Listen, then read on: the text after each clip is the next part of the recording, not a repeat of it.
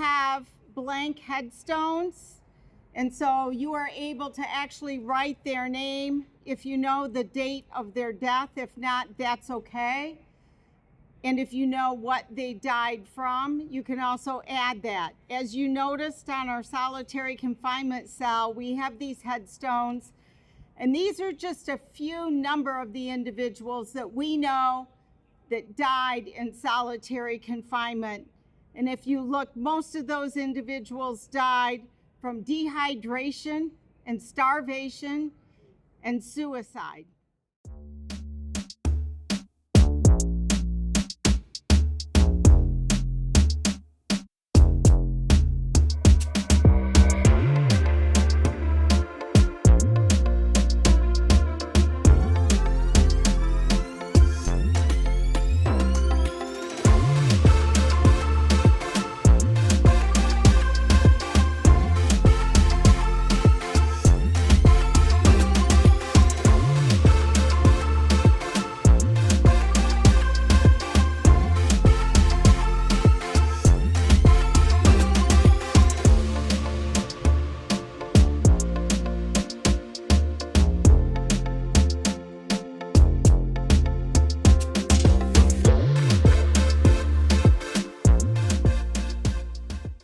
I am an investigator from Disability Rights Michigan. We have federal authority, statutory authority to go into any place a person who has mental or physical disabilities is receiving any kind of services, and we monitor in those facilities, psych facilities, and myself, I'm the dedicated investigator on behalf of prisoners in Michigan Department of Corrections who have mental or physical disabilities. We make sure that their rights are being protected. We enforce the ADA, and we monitor conditions of confinement. Just last week, we went up to the UP, and I went into Berga Correctional Facility Segregation Unit for 2 days, and another day in Marquette Correctional Facility in their segregation unit. And this year we go up once a year. That's as much as we can get up there. But we focus this year on data. So I have some good data, which MDOC may dispute, but we chose to start with data that's self-identified to give the individuals who are most impacted the opportunity to use their own work, have their own voice heard. Mm-hmm. So again, MDOC may dispute a lot of this data, but from our investigations, a lot of this is very consistent with what we see based on our own records reviews. So in Berga Correctional Facility, we spoke with about 75% of the incarcerated individuals in segregation. About 75% were available to speak with us at that time. Of those, 82% identified as non-white, and of that 82%, over 90% identified as Black or African American men. 61% self-identified with a diagnosis of mental illness, but I have to put a caveat on that a lot of them identified mental health meds, psych meds that they were receiving, but didn't know they had a mental illness or didn't know what their diagnosis was. 46% identified as being on psych meds and were able to give the name of the medication itself, which kind of confirms. 51% were from the Metro Detroit area, and 0 were from the UP. At Marquette, we spoke with exactly half of the population there. We met one person who was actually from the UP. 91% identified as non-white, and almost 100% at that facility of that 91% were Black or African American self-identified. 86% identified as having a diagnosed mental illness. 95% identified being on psych meds and were able to give us the names of the psych meds.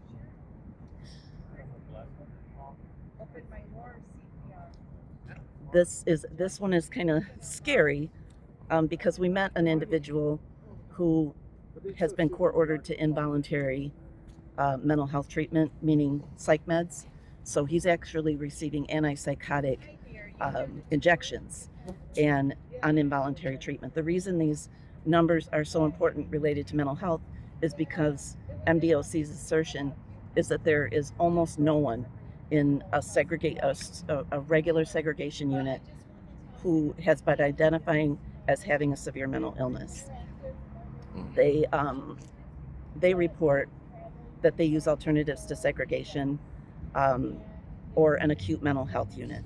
We acknowledge that there are acute mental health units, and there is an effort sometimes at one or two facilities to reroute those people into a unit that looks similar and acts, but mirrors really segregation, but it's an alternative to segregation for people with acute mental illness. That is a very, very small number.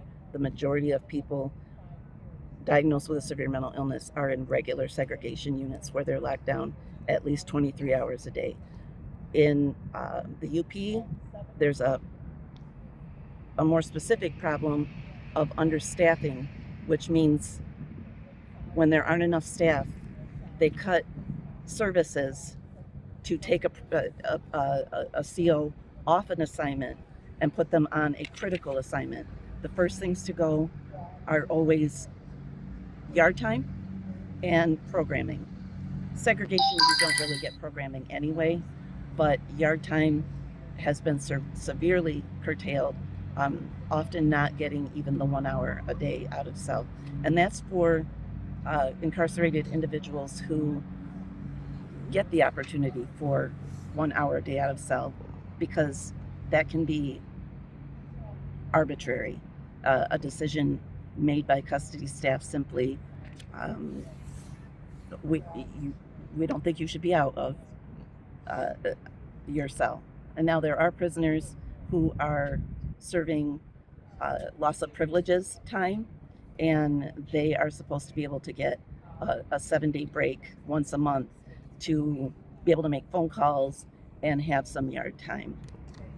I'm not talking about those individuals. I'm talking entire units who at one time or another are not getting even an hour a day out of cell. MDOC isn't really interested in outside segregation reform, such as the bill that we're working on with Senator Chang. They believe that their internal efforts towards segregation reform are working.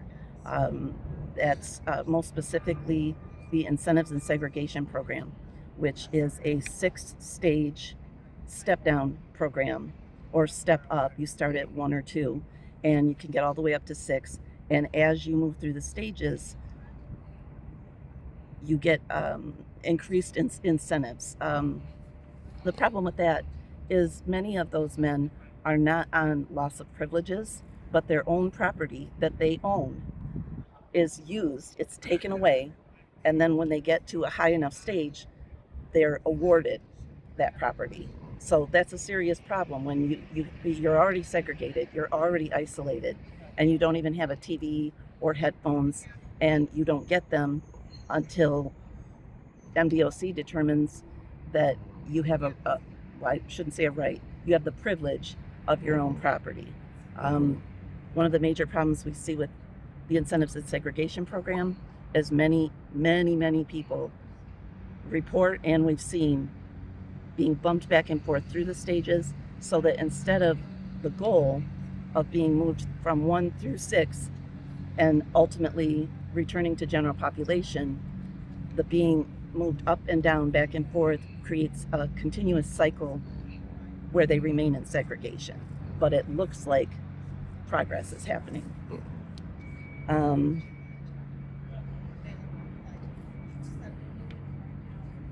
Another problem with the Incentives in Segregation program is primarily it should be handled by non-custody staff, such as the prisoner counselors that are assigned to housing units, or the resident unit managers, perhaps mental health services. COs are allowed to make those decisions. So if you have a bad interaction with a CO, and I'm not talking about staff assault, I mean maybe just a verbal disagreement about something, or asking for something, and then that maybe you have a right to. Like, man, I want to see mental health services, and then them saying nobody's available, and you saying I've been asking for weeks, and that comes off as arguing, and it could be something as simple as that you are dropped back down and you lose the privileges that you've earned. We had more than one person tell us that, quote, the UP is for punishment. They were told this by non-custody and custody staff. The UP is for punishment, and downstate is a privilege. We have concerns about legal mail. MDOC absolutely has a problem with illicit drugs in liquid form being put on paper, dried out, and sent into facilities. They've done a lot to curtail that, but it involved family mail, not non-legal mail. They have recently moved that to legal mail as well. The procedure is supposed to be that an individual who has received email gets called out. The mail is open in front of them, shaken out. A photocopy of it is made. It's destroyed in front of them. The original is destroyed in front of them, and they're given a copy. And this is to protect their right to attorney-client confidentiality. And that is not a privilege. That's a right. That information may be about their case. It may be communications with us. We are technically we're a law firm, and we mostly do class action involving disability rights discrimination. But our mail is also protected. The ombudsman's mail is protected. So any information that they may be sharing with us, concerns that they have, is something that potentially can be read by MDOC, and they have no idea. So that's a serious concern for us. We had an individual who said, I'm having mental health issues, and staff said, well, you aren't at Woodland. This isn't Woodland. Woodland Correctional Facility is the one acute mental health facility, correctional facility for men in Michigan. And it is for acute mental illness, but we did see people, we spoke with people who not only identified as having a severe mental illness, but were clearly in a state that was, they were in an acute state. We spoke with several people who did not appear to be oriented to reality. Many people, I don't even know the percentage, I would say more than 50%, told us they have asked to see psych services, asked to be seen, and either didn't receive an answer at all, or some were told that the list to see mental health services is full. And we have individuals a number that said that they are on a 8-month waiting list to get into the START program, which is an alternatives to segregation program oriented towards mental health. But they just wait. And in the meantime, they're still in a regular segregation unit with it acknowledged that they should be transferred to an alternatives to segregation unit because of having a severe mental illness. And I want to talk about families real quick. We asked every individual that we spoke with where their people are from. And the reason we asked that, we told them it would remain confidential on an individual basis. But our belief is that the UP is punitive in itself. And the burden it places on the family, they have to have a car or the money for transportation. They have to have the money for gas. They have to take time off of work. They have to have money for a hotel. So many people that are in the UP who are housed in those facilities never see their family. Not only is there a financial burden, but the individual who is isolated up there has lost their one support system, their one real support system. There is still a cost for phone calls. Many of those people rarely get to speak with their families. If they do, it's a very limited once a week phone call if they're lucky. So we have a lot of concerns about family being separated. And I'm not sure if I said it, but at Baraga, over 50% identified as their family being from the Detroit metro area. I think that's about it specific to the data we were trying to collect this time around. for Baraga and Marquette. Every year we visit different facilities up there. We always visit those two. But we'll catch Alger in a couple of lower security level facilities. And of all MDOC facilities in the state, I routinely monitor in mental health units, segregation units, and infirmaries primarily. Thank you. And can you say and spell your name? Sure, my name is Jen Baker. That's JenBaker. And I'm an investigator with Disability Rights Michigan. Thank you.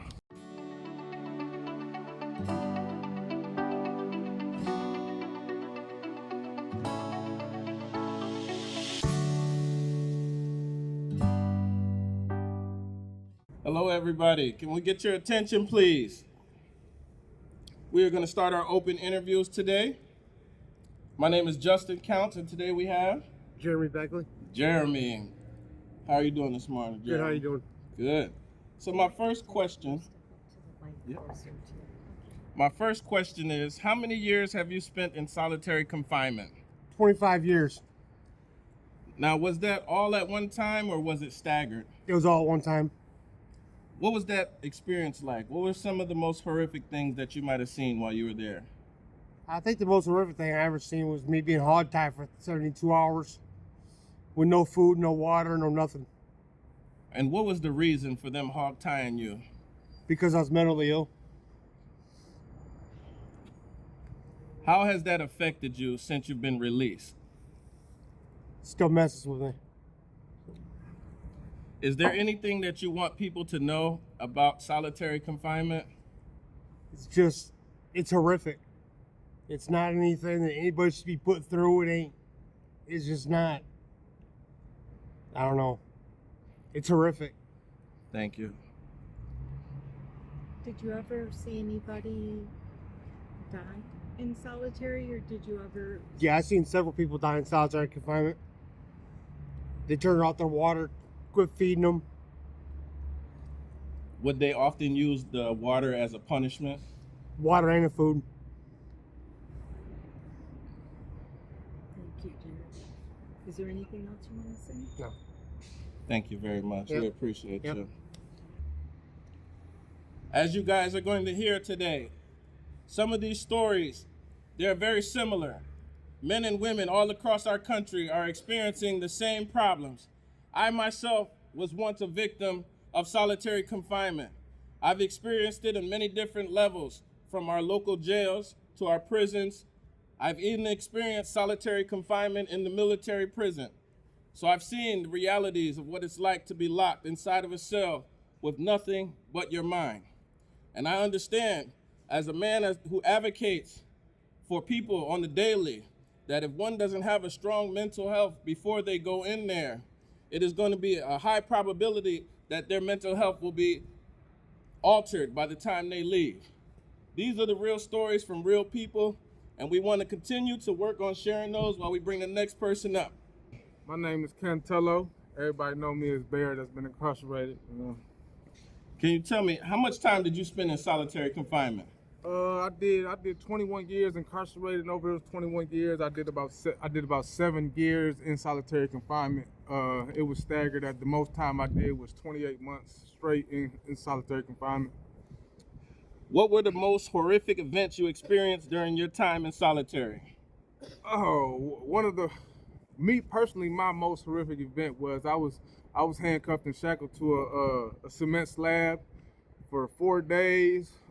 And while I was on food loaf, I don't know if anybody know what food loaf is. Food loaf is now ruled unconstitutional. It's whatever the food was for that day. They will put it all in one pan and bake it and then try to feed it to you. I don't know if anybody wants to try to eat everything at one time, but it's not a good, all because the officer that had gave me my food had gave me a rotten orange. And I told him at the time, I said, hey man, my food is rotten. He said, you don't got nothing coming. He slammed my slot and walked away. At the time, it infuriated me. So I turned around and did the only thing that I knew I could do was kick the door. And I kicked the door, and my slot happened to fall open, my food slot. And I stuck my arm out the door and said, hey, give me another orange. That's all I want. He said, put your arm back in the slot. You have nothing coming. From there, I threw my orange at him, and then they came and rushed me, gassed me. Five officers with a riot shield sprayed me with pepper spray, and then after that I was hog-tied to the bed, shackled to the bed. It's just a cement slab with hooks in it, and you're just handcuffed and shackled to it. And I was there for 4 days while on food loaf. What does that do to your body, being shackled down to a bed that long? It gives you bed sores. You know, especially when you can't move, you're just laying in the same position. So after I was able to get up after 4 days. After 4 days, my body was bruised and all the spots that was focusing on the concrete slab. Did you get your 1 hour allotted time outside in cage yard, and if so, how often?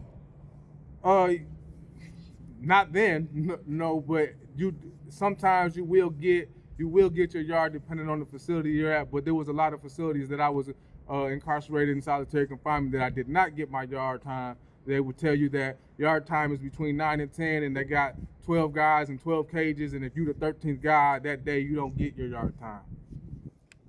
Last question, sir. What is the most important thing you wish you could change about solitary confinement?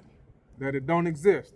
The mental anguish that individuals face during that time in solitary is ridiculous. Like I've seen individuals that have just broken down. Like you've seen them before solitary, they're normal, they're talking, they're talkative, they're happy people, given the circumstances, and then come out of solitary and just they're on meds now, they need help, mentally they can't focus, and they just become a different person, and it affects them throughout the rest of their life.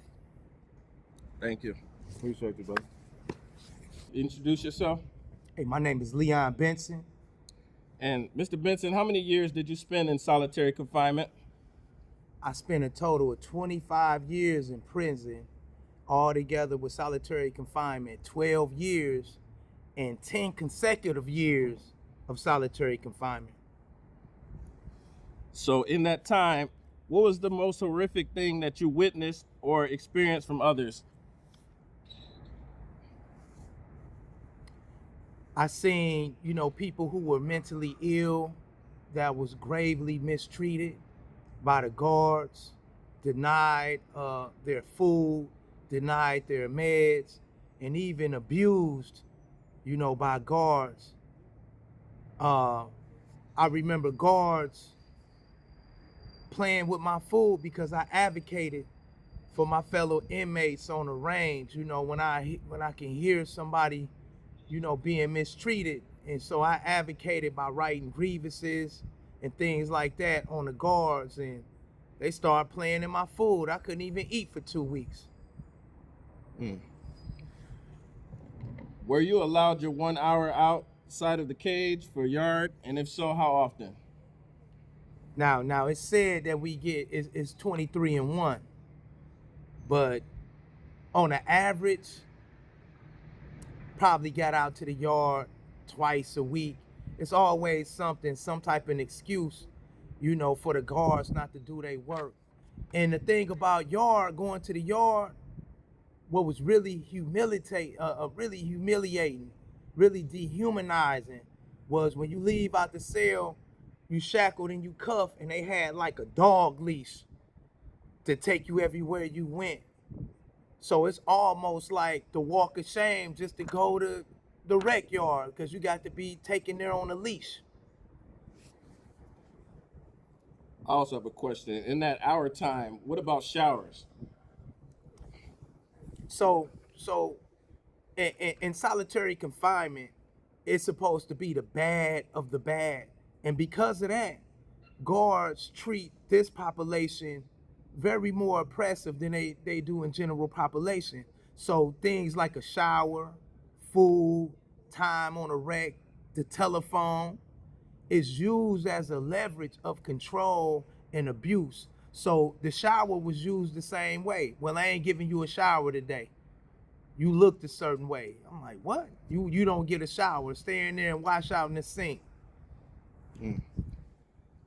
How did your time incarcerated in solitary confinement affect your families and your family connections? So one thing about prison in of itself, it creates a trauma bond. When your family see you convicted, that's trauma. And then when your family have to deal with you being incarcerated, calling home, that's trauma. But it's an extra compound, and it's more complex when you're in solitary confinement and your family have to travel miles, hundreds of miles sometimes, to come see you, only to see you behind a window, no hug, no nothing, and your family is left with the stigma that society paints. If you're in solitary confinement, you must be a bad guy. Like, so it affected the family a lot, especially my sister who really advocated for me. This is a lot of vicarious trauma that affect us on the inside that trickles down to our families as well as our children. You mentioned that trauma. Are there still any residual things from your experience in solitary confinement that you still deal with today? Definitely. I want to leave you with this thought. Solitary, if prison is called the belly of the beast, solitary confinement has to be the womb of the beast. An elephant got the longest gestation period of any mammal on earth, 23 months. But when a human being is put into a cell indefinitely, you don't know the time what this individual will become. You don't understand the pressures. You don't understand the pathology. Instead of nurturing embryonic fluids, it's pathological torture, yells, sounds, all these things. So the effects of this definitely is definitely in me. I was triggered the other day when I looked through the virtual lens. We got a virtual thing over here on the solitary tour bus. I looked in it, it was so real. I was back in the cell, it made me shed tears. I didn't know I was going to react like that because I'm so far away from it. But the people who are in solitary confinement are more susceptible to suicide. They get less jobs. They have more mental wellness challenges than anyone. And I definitely do as well. And I don't know the extent of the damage that has been done. I have only been home for 2 years, and it's all situational things that can trigger you. So I don't know, but it's definitely there. Thank you. Last question. What is the most important thing you wish you could change about solitary confinement? We need to abolish solitary confinement. Abolish it completely. Why? How are we using our system is using a method that's supposed to help that does so much damage. It's what you call a straitjacket without a straitjacket. It really confines your mind. Sometimes you can put, have you heard of you put a snake in the aquarium and it only can grow that far? Unfortunately, for a lot of our people, our family members, our citizens that's placed in solitary confinement, it does result in forms of developmental retardation on certain socialized contexts and things like that. So it should be completely abolished. There's other methods of deterring criminal behavior. And most of the people that's in solitary confinement are people with mental challenges. So how are you putting people in solitary confinement that already got a mental challenge? So abolish it. Miss Jennifer, nice to meet you. Nice to meet you. All right. We have Miss Jennifer. St. John? Yep. Welcome, welcome. Thank you. So they said you have a story. I might have a little something. Okay, let's hear it. Let's hear it. We'll let you speak first and then we'll ask a couple questions. Okay. So I only spent probably like a month in solitary confinement because I was suicidal when I first got into prison. I did 20 years. Spent about 5 of those at Robert Scott Correctional Facility, which many of you have no idea that it even existed. And then I did the rest of my time in Women's Huron Valley. So I was also a POA though. So I spent a lot of time with the ladies that were in solitary confinement on suicide watch. So, yeah, this definitely brings up some things for me. I've been home about 5 years, but seeing a prison cell is, whew. Just to know that I spent almost half my life in one of those. Is that right? And they call that justice. What are we doing? When a child misbehaves, do you set them in their room for 24 hours without feeding them? Without speaking to them? Without letting them know that they're worthy of something? Do you do that to your child when they misbehave? Because that's exactly what most individuals in prison are. They're children who haven't had a chance to grow up, that made a wrong decision because unfortunately the world was against them in the first place. I was 19 years old when I was convicted of second-degree murder for circumstances that people cannot even believe. 20 years at 19 years old. For the first 10, I tried to commit suicide. Many days, I'm still upset that I didn't succeed. Because life out here is hard even after incarceration. There's certain jobs that I can't have because I have a felony. But yet you say, you're convicted of this crime, do your time, and then when you get out, all is forgotten. No, it's not. That's bullshit. We don't live in a world where it's okay that we're not who we used to be. The mistakes that we made don't hold us accountable for the adult that we are now. There's still things that I suffer and that I go through, and that's traumatic.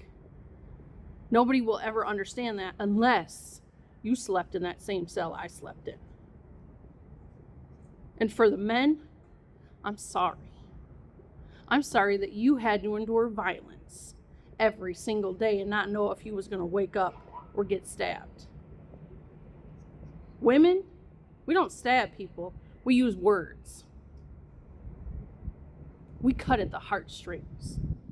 I was cut at every single day during my incarceration for why I was incarcerated. Women are cruel. And women are cruel because the system makes them cruel. I'm a woman who, when I went in, I was the sweetest girl ever. You look at my photo before my incarceration, I was just that, an innocent girl. You look at my prison photo after, I'm harder than most of the men that I work with that done years. I don't like to be touched. I don't like to be talked to a certain way by men especially. I don't like physical contact. My circumstances did not do that. Prison did that to me by the way that they treat people. I'll be speaking later to that when I read my poetry. I have to ask you one question. What is the most important thing you wish you can change about solitary confinement? I wish we can put everybody in government inside a cell for 48 hours. That's what I wish. Because let me tell you something, if you haven't lived it, you don't know it. How the hell are you out here making laws that you have no idea what you're doing to an individual? But yet you want me to come out here after incarceration and pay your taxes? Thank you. So you guys are hearing the pain, the trauma, and I just want to let everyone know, all of my people that are present that may be experiencing any secondary trauma from resharing these stories, Open My Door has a nice mental wellness toolkit on the table. You can scan the QR code to access their mental wellness toolkit. That's important for us also to make sure that we regulate our mental health and our emotional well-being. And we know the lasting trauma. The lasting trauma. This is what we want to get people to understand. There's nothing restorative about solitary confinement, and there's no justice in it, as we're hearing. We ask men and women every day to atone for the sins of their crimes, and we do that when we go to prison. We ask them to come home better, but when we put them in solitary confinement for long periods of time and we take away their food and we take away their water, are we giving them the tools that they need to be successful upon entering back into society? Are we doing the best that we can at restoring people by putting them in solitary confinement for long periods of time? These are the questions that we must address. In Baraga, we have multiple reports, and also Marquette, of individuals who have been hog-tied naked for 24 hours at a time. We have learned that individuals who are on psychotropic medications, which they're not even supposed to be, held in solitary confinement or segregation long-term, if they have a known mental illness, but they crush their medications. And some of these medications strictly say that they cannot be crushed. It can be dangerous, and it can also make them ineffective. And so, of course, this is a huge concern that we have. What we also know is that individuals that are held in the higher levels, level 4 and 5, and in segregation units, have basically no access to programming.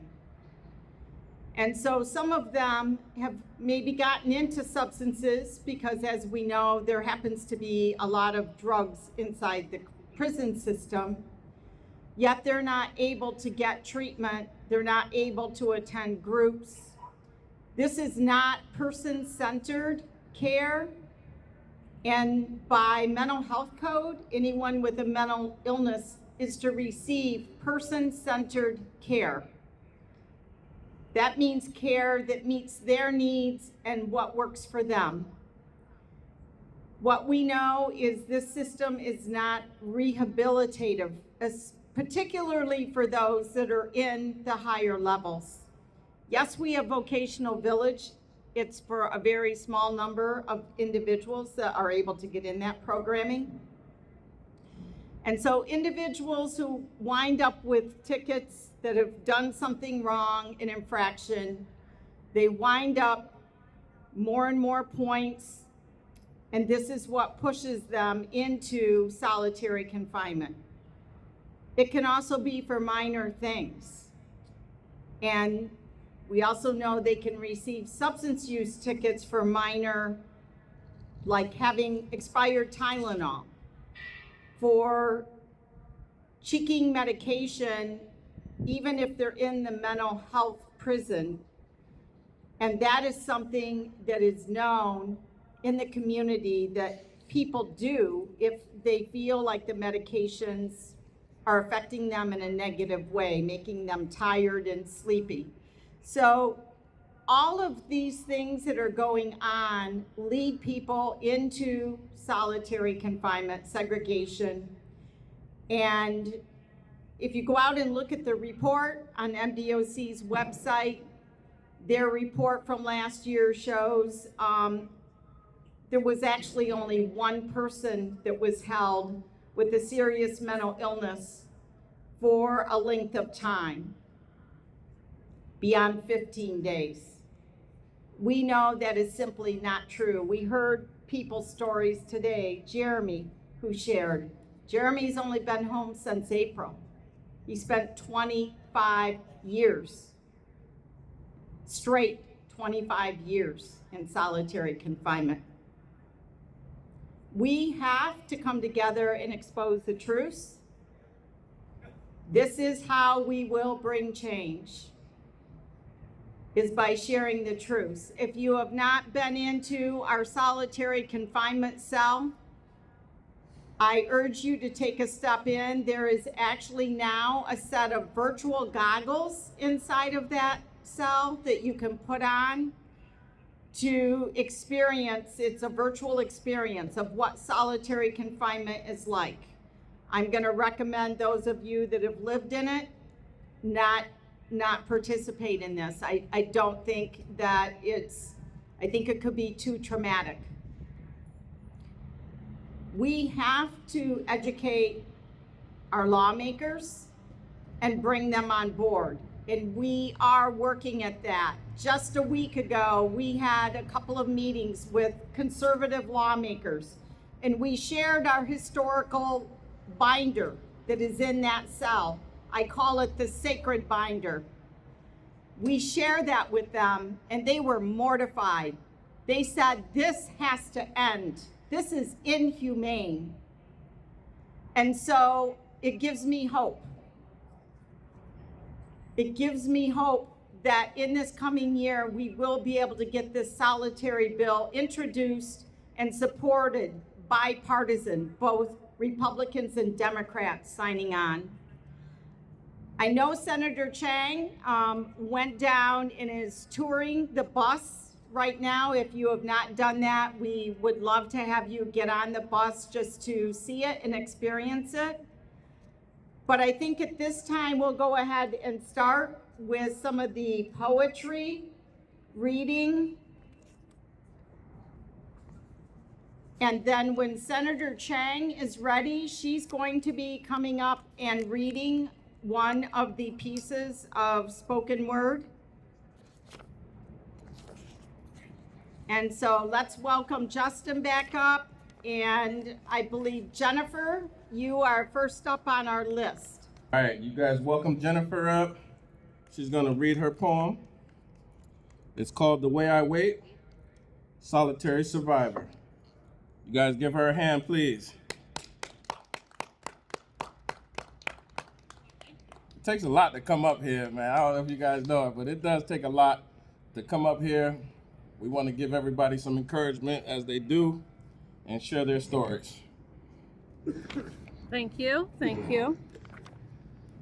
So I'm just going to give you a little synopsis first, because I understand that when we read poetry, sometimes it can mean several different things. So please interpret it the way that you feel. But so The Way I Wait speaks to the emotional and psychological experience of incarceration. The tension between inner chaos and outward restraint.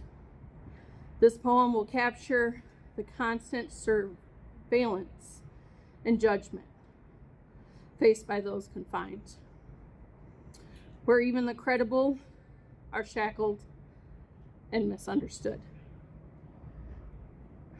Now there's some imagery here. So here it goes. The Way I Wait. Plight orbs my interior cyclone. The vista observed. Superiors hunting the doomed atrocity, yet shackle the credible.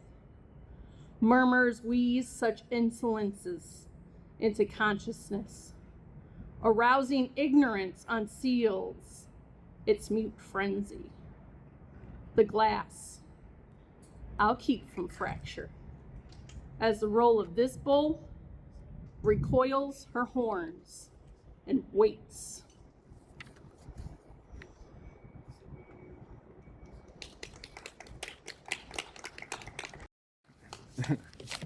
So I'm gonna do two pieces today for y'all. One is just about my isolation and segregation. If I can find it somewhere, it's written in here somewhere. This is the book that I had while I was incarcerated. I still had this book. I've been home for 5 years now, and it has 30 days of poetry, 30 days, 30 poems. But this is something that I wrote for this event a few years ago. It's called Pen and Pad. Alone and helpless, more helpless than alone. Pacing. 4 steps, turn. 4 steps, turn. The pressure builds. Some hold, most fold. You dig deep or you let go. First time in solitary, 2 days after my 17th birthday, 28 months. While in solitary, pepper sprayed in the cell and rushed by 5 grown men with riot shields over a rotten piece of fruit. Once subdued, handcuffed and shackled to a cement slab for 4 days and fed food loaf. Second time, 18 months. Third time, 16 months. Fourth time, fifth time, sixth time. Every time, the same. Look in the mirror, chin up, I'm better than my circumstances. And mama, I'm gonna make you proud. Now give me my pen and pad so I can write this shit down. This next one is called, this is inspired by a class that I took while I was incarcerated called, it's Inside Out program through the University of Michigan. And I was inside this program, and now, since I've been released, I teach a class at the University of Michigan. It's a incarceration activism class with this same professor that's along the Inside Out program as well. So this is called Journey. Oppressed since birth. Public housing, food stamps, and drug addiction. Oh, did I mention? My dad's Mexican. It doesn't matter, my mom's white. That privilege don't exist in the neighborhood I was raised. 20 years at 16 because my attorney wasn't paid. Why should he care? He doesn't have to do a day. Behind bars, I watched time pass. No prom or graduation. My mom just sat and waiting on the day of my release. The state says rehabilitation is key. Well, what does the definition of that word really mean? To restore?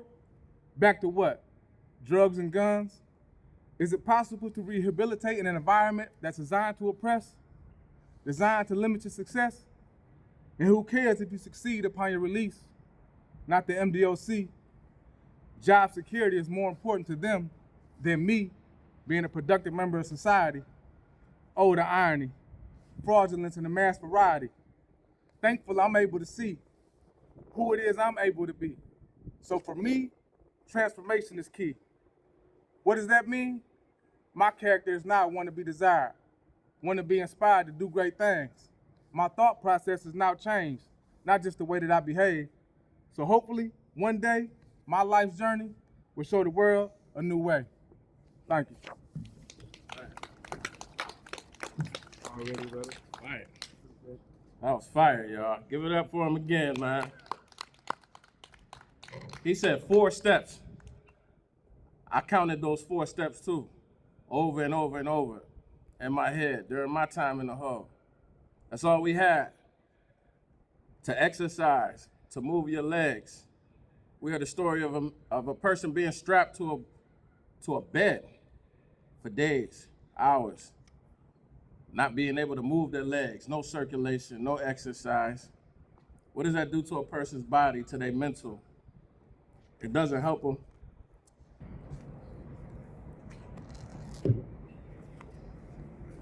Hello, my name is Claire Cade, and I'm going to read a poem that my son, who is incarcerated in solitary, wrote. I don't know if I have time, but I'll just tell you, he called me in Berga after having knee surgery, and he fell. And he said, "Mom, I've been on a floor with feces. There's feces on the floor, on the wall, right out of surgery, knee surgery." He said, "Mom, they're supposed to check us every half an hour, but it's been over 6. So I'm going to read his poem. My son is Lawrence McCree Jr. I sit alone, time passes by. I sit alone, no sense of time. I sit alone and start to think.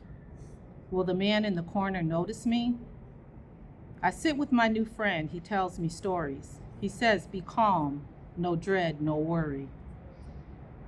We laugh, we cry, we argue, then forgive. If no one else, I have a friend in him. We share ideas, even plans for the future. He likes Marvin more than Luther. We work out together, even share books. Family sends pictures, he's the first to look. Month after month, we build a bond. I look at him closely. His hair is getting long. He's starting to smell. We both have an odor. I want to give up. He says, I'm a soldier.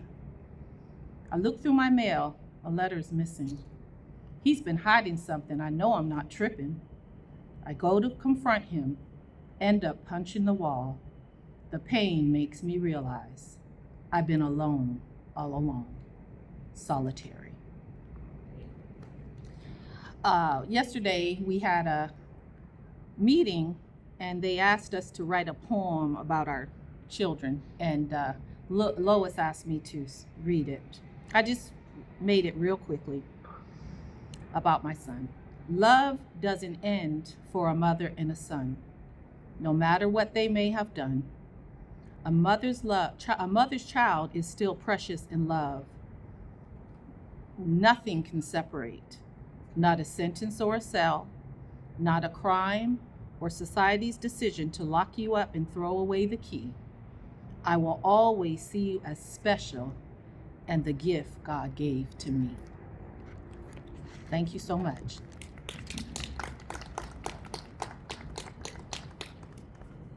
Thank you, that was amazing. Also touching. See, it's not just us that have to deal with the trauma and pain sitting inside of those cells.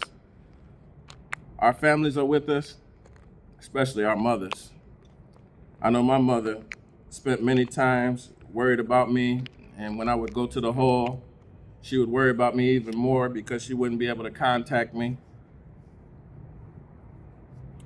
And understanding that as I've been out, realizing all of the secondary trauma that we've experienced and that our families experience, it makes me want to fight harder to change things.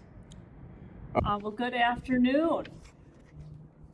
Thank you all so much for putting this on. My team and I are here. We had the opportunity to visit the bus, which was very, very powerful. I wish we had many more hours to spend on there soaking up all of the knowledge and the wisdom and the pain that is on that bus. But this is such a powerful event. Thank you so much to Citizens for Prison Reform for putting this together. I've been really honored to work alongside CPR for a really long time on the issue of solitary confinement and previously introduced legislation, and we are currently still working on trying to get a bill ready to introduce hopefully in the coming weeks or months. And so thank you especially to Lois and Hakeem for all of the work that they have been doing. And I have a poem that I'm going to read. This is written by Rebecca Small, whose brother was incarcerated.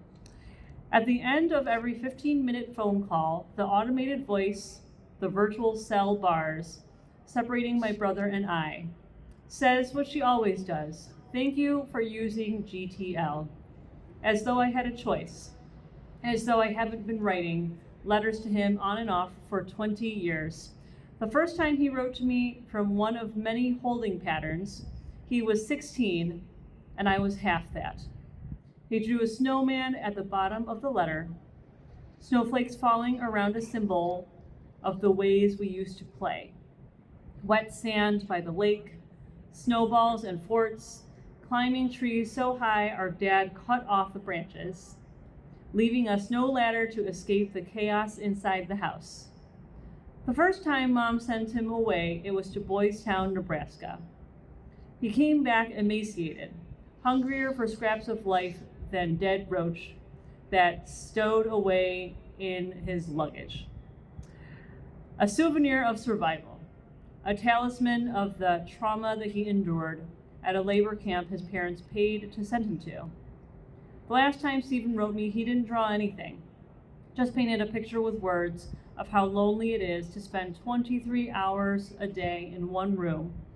No entertainment or environment to stimulate his brain, just an endless train chugging away. Runaway freight carrying confusion and anxiety. The last time Mom sent Stephen away, she stormed into Dad's workshop, my father's fresh ghost watching over one grieving son. She came in like a tornado, tormenting and twisting until his coping mechanisms were tectonic plates, and she was sinking into quicksand of her own creation. She wouldn't take no for an answer. Zero tolerance has no place in nurture or nature. Warm applause, please. Thank you.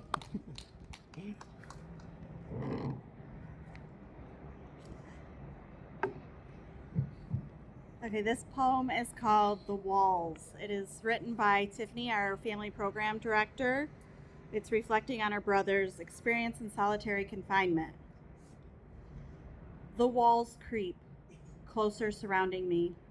I'm starting to see things, feel things, hear things. Mom, is that you? I'm so sorry, I miss you. The walls scream, brutality reminding me, you will never be free. You are not worthy.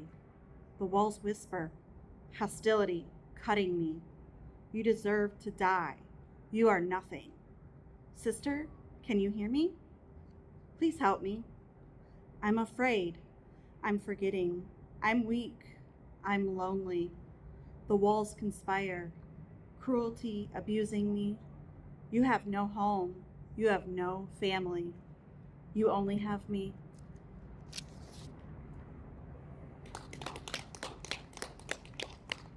Thank you. Thank you. That was powerful. Sarah? Najima. All right. Next, we have Miss Najima. Give her applause, guys. Hello, everyone. I am reading this poem on behalf of Tiffany Walker, who is a family member of someone who was incarcerated for 17 years and also dealt with a host of mental health issues as well. So this is dedicated to Tiffany and her family who are affected by incarceration. You have a visitor. Darkness spreads like a disease, taking over my body. Pin, prick, prick, pricking. God, anyone, please. The agony numbs my mind like syrup they pour, spreading relief through my veins. Everything softens, like the pitter-patter of rain.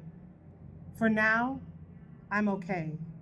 But there's that sliver of terror oozing through the cracks in my 6'9" cell. It's inevitable. I know soon what I'll be feeling. I kneel down before my bed, hands pressing together. I bow my head. God, anyone, please. They say God can hear you.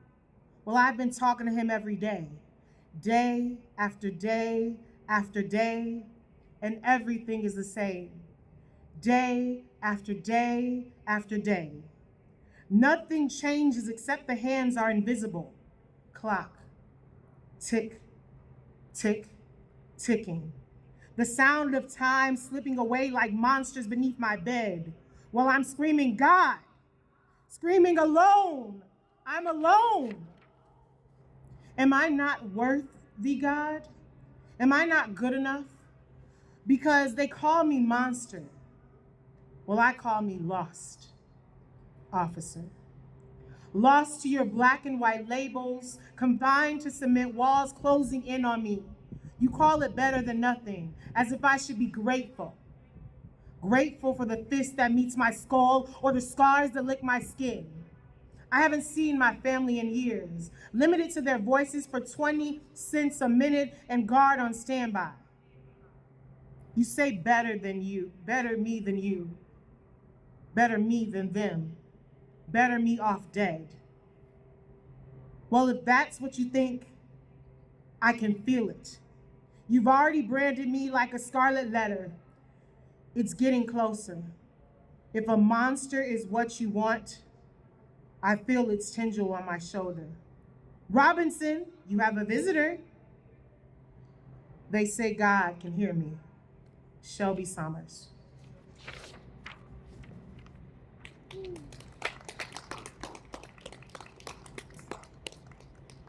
Man, that triggered a moment for me. That triggered a real moment for me, because for many years I struggled with God, because I had spent so many years in isolation that I couldn't tell that if the voice inside my head, the voices that were inside my mind, if it was God or if it was just another version of me. So I understand what it feels like to question when you're all alone. Is there a God? Or is this another voice that I just made up? Is this another vision that I'm seeing that is not real? How do I determine between that voice and the ones that I hear constantly? That sadly is a real reality for a lot of people that have spent time isolated by themselves for long periods of time. Illegitimate trick babies, conceived from the blood of society's lust, forcing thousands into an underworld that never gave a fuck, one way or another. DNA makeups of crooked cops, prosecutors, and judges who wear the masses of equality, knowing damn well that they never loved us. Its toxic wounds contract of barbed wire labyrinths of unseen change. Too many years developing within the womb of a fiend, drowning us in the fathoms of tattooed tears, while constantly stabbing our soul with infected syringes of loss and pain, depriving the many caterpillars held within its concrete cocoons, slowly killing the moths before they can reach the lights of truth, while never preparing its offspring to breathe the polluted air of society, the deceit of nature, designed to systematically scrape you of all your humanity, sanity, and class, while it proudly welcomes you. Come on, man, before its billy club hands smacks numbers on your ass, pushing you back inside for the labor process to start all over again within the womb of the beast. Thank you. Good afternoon, everyone, and welcome to our campaign to raise awareness about the fight to end solitary confinement in the Michigan Department of Corrections. Today, I have the distinguished opportunity to read a poem which is written by Kevin, who was 18 years old in solitary confinement in Ionia. He was submitting this piece for PCAP, Prisoner Creative Arts Project. The corrections staff seized and destroyed his poetry. But Buzz, who was the founder and director of PCAP, drove from Ann Arbor to Ionia personally to pick up this particular poem so it could be here for us today. It's called 15 to 18.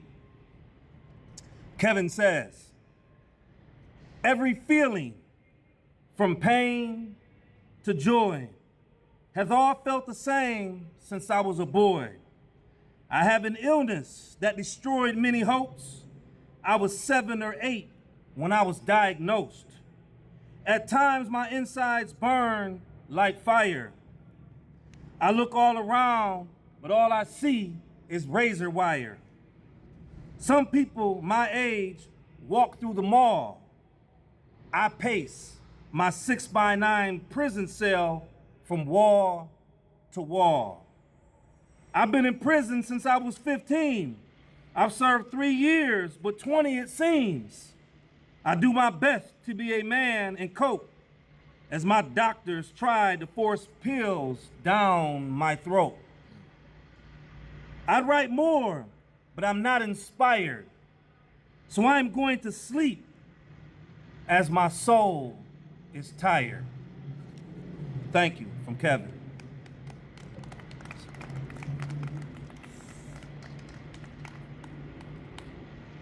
Kevin's just a baby. Kevin is just a baby. And we asking him to deal with things that would break most of us, even grown men. And Kevin has to navigate that alone. That extreme isolation, the utter hopelessness that comes just from his environment.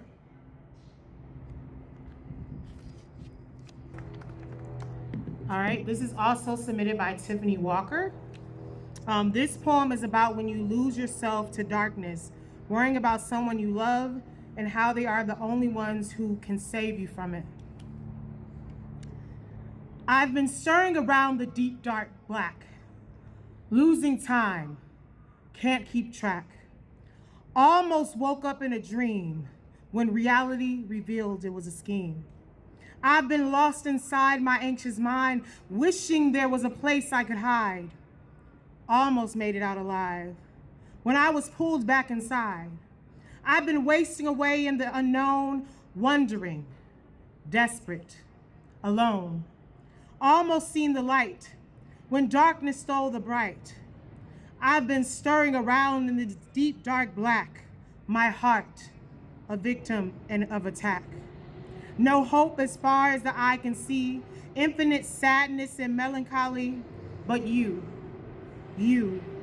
unchain me and I break free. Written by Tiffany Walker, reflecting the pain of her brother's incarceration and time in solitary confinement. Shout out to you and Tiffany Walker.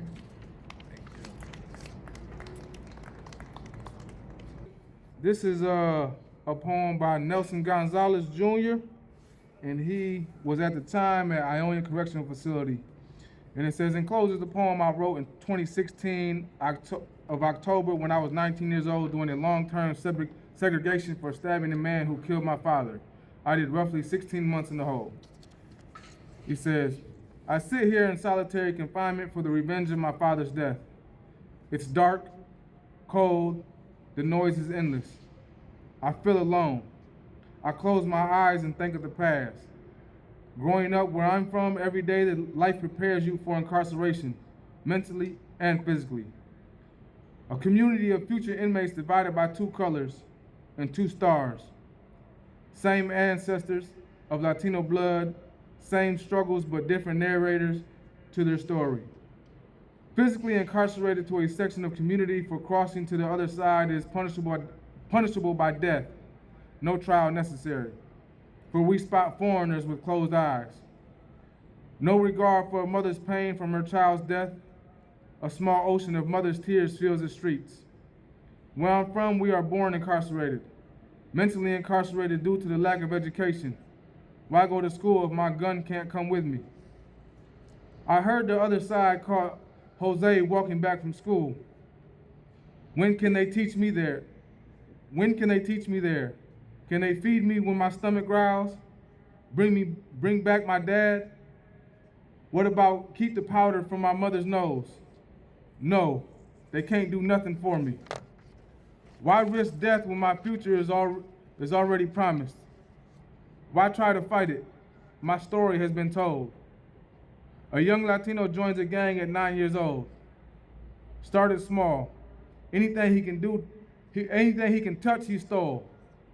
Worked his way up from a petty thief to a petty dealer, but he fell in love with being feared.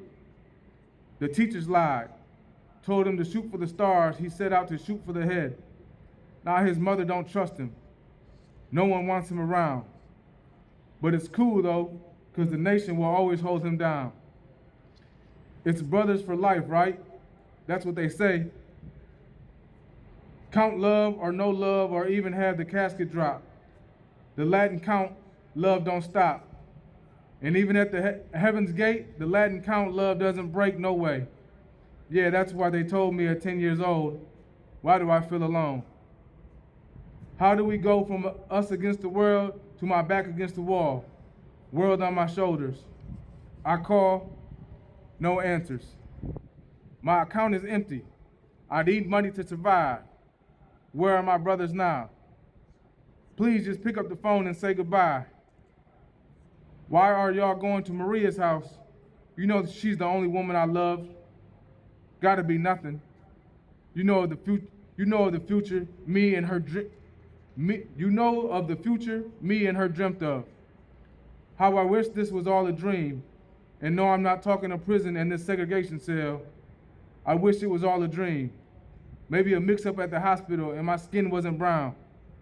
Maybe with an American name, something like Brown. I wish I never heard of Southwest Detroit and never seen a mile past 8. But at this early age of 19, I already see so clearly it's already too late. Why be mad? I said it all along. Incarceration starts at birth where I'm from. Nelson Gonzalez.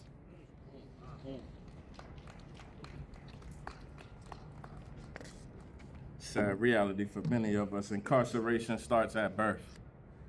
At birth. Next, I want to read a poem titled The Hole. It was submitted by Richard Strong. Being stuck in a prison cell is similar to being in a living hell. You are crying out for help, but have no one to tell. Trapped alone and forced to face your fears by yourself has a traumatic effect on your mental health. The days are long and the nights are cold. The toilet you use is 3 feet from where you sleep. The walls are full of mold. Hearing people scream all night, it is impossible to sleep. You are put on a dog leash and walk to a cage shower only 2 times a week. The food is cold and old, so you barely eat. But the mice and spiders grab whatever food falls to your feet.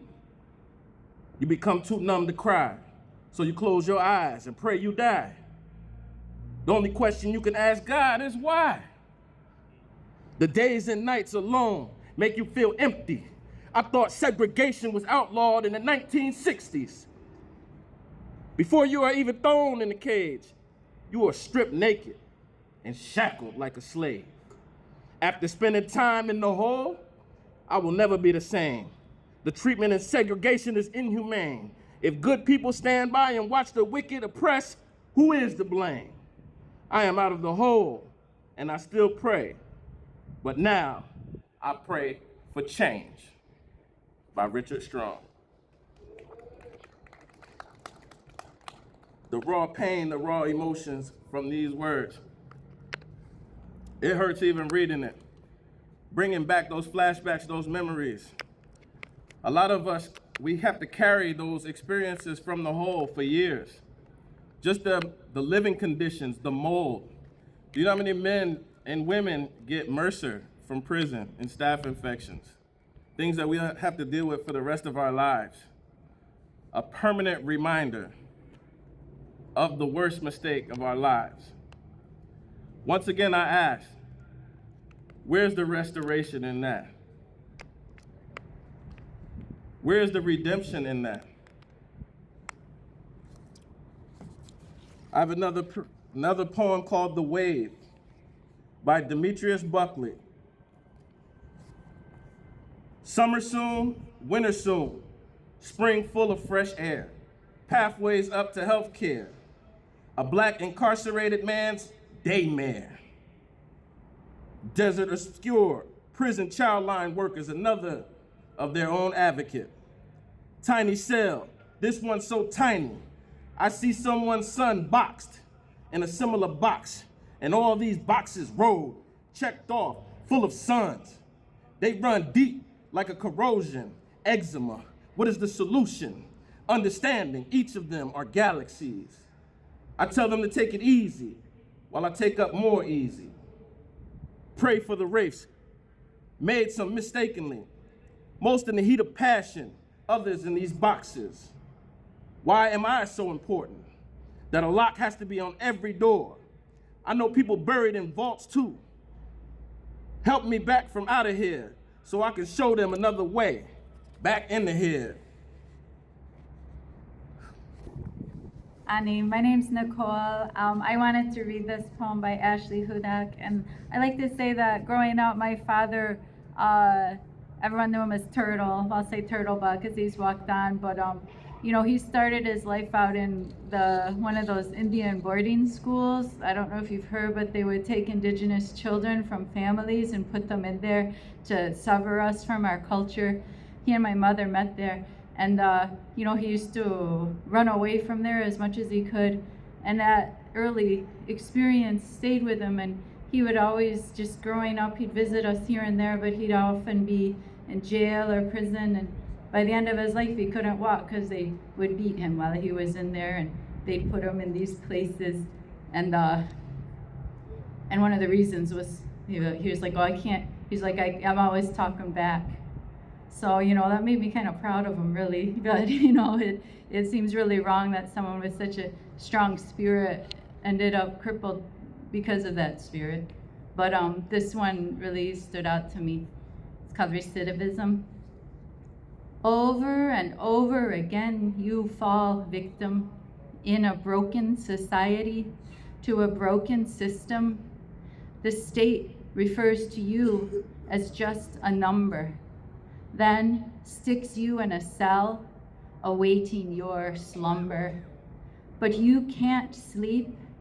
You don't find rest, suffocating silently with the weight of the world on your chest. But this is the last time. That's what you said. Flashbacks of how you got here, replaying in your head. I'm sorry, this is where life took you and snatched you from your home. Locked away in a cell, but you are not alone. I don't believe what they say about you, that you'll never stop. Because once you hit rock bottom, the only place to go is to the top.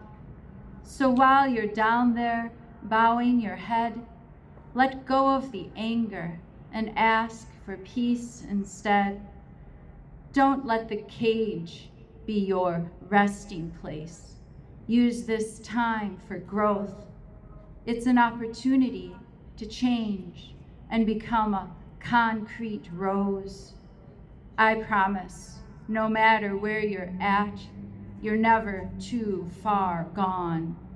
So let these words of encouragement become your revival song.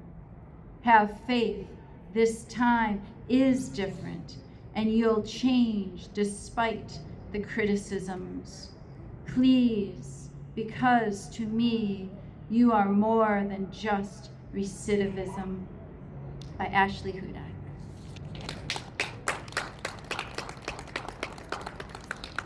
Thank you.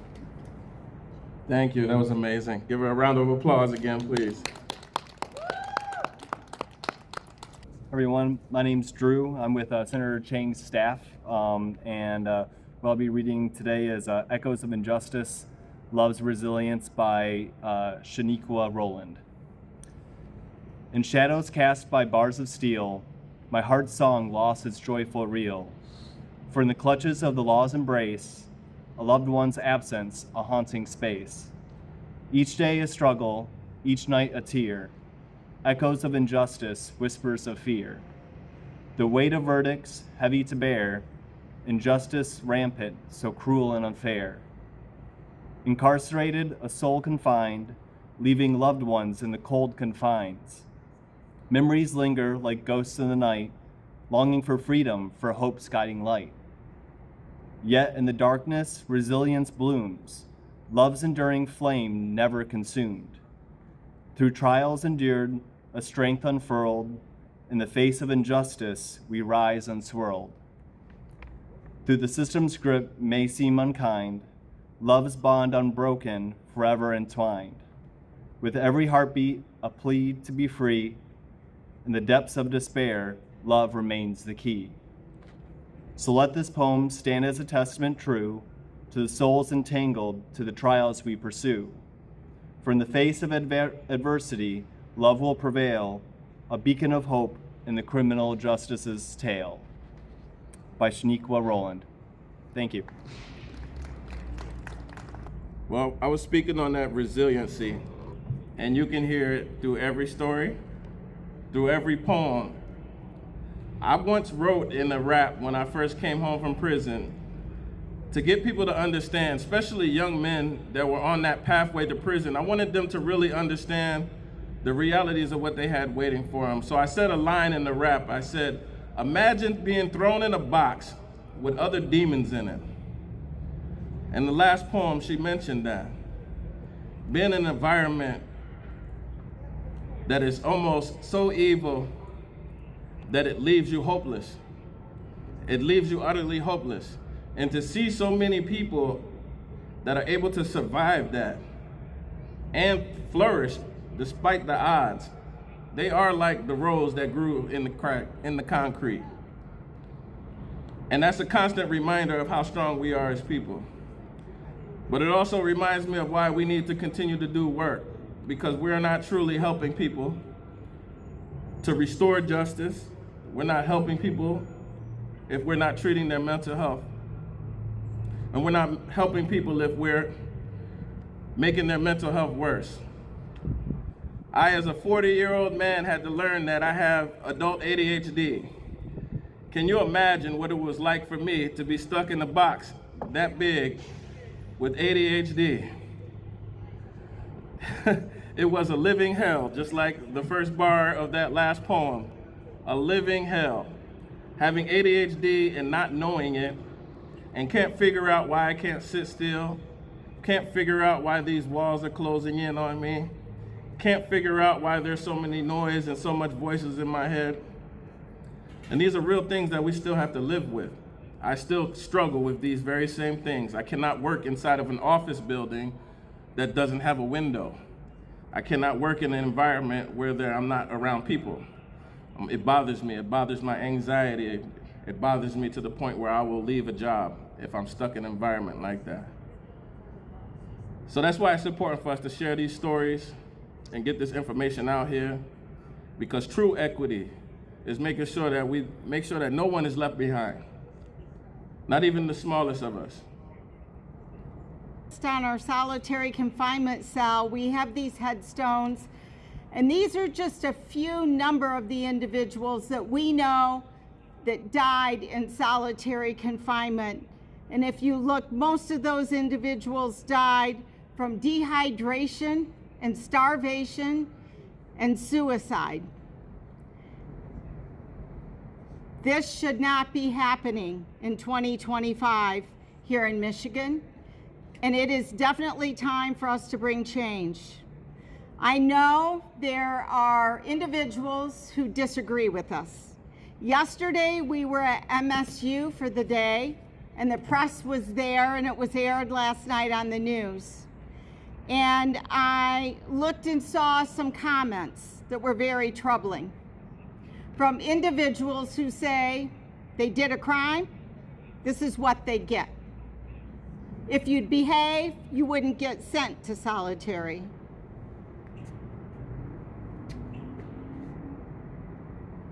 It is so difficult to understand their thinking. Obviously, they have never dealt with a loved one that has any kind of a mental illness or mental challenge. Obviously, they probably have never had someone in the system, and perhaps they even work inside the system. What we know is that the staff and officers do not have the adequate training. That is evident. If you go inside this cell and you look through our historical sacred binder, I'm trying to understand how anyone could watch someone die a slow death. We have an individual in there who was type 1 diabetic, a veteran, schizophrenic, and he died from gangrene.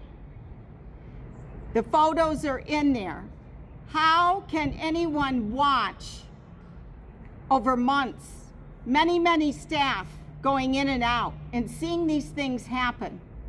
We have to do something to change the hearts and minds of those people that work inside. And it needs to become about rehabilitation and understanding that these people, 95 to 98% of them will return to our community. The question is, who do they want to be their neighbor? Who do you want to be your neighbor? And I know all of you here were speaking to the choir because you're here because you care. But somehow we have to get to the staff, to the administration, and help them understand that this is our taxpayer dollars, for one thing, are paying for this kind of treatment. And I don't know about you, but I am not okay with that. So number one, I want to urge you to also make sure that you sign up to vote and that you look and learn, listen to who's running for governor, listen to who's running for even local offices, because they do have the power to change what's going on. I want to give you all a little bit of hope today. We currently are working with a couple of county jails. One of them happens to be Ingham County Jail. And we actually have started a rehabilitative justice initiative there where 20 individuals got to go through a pilot program. They got to pick a workbook. And these are individuals who were sitting in their cells with no programming, with nothing to do. They're on waiting lists.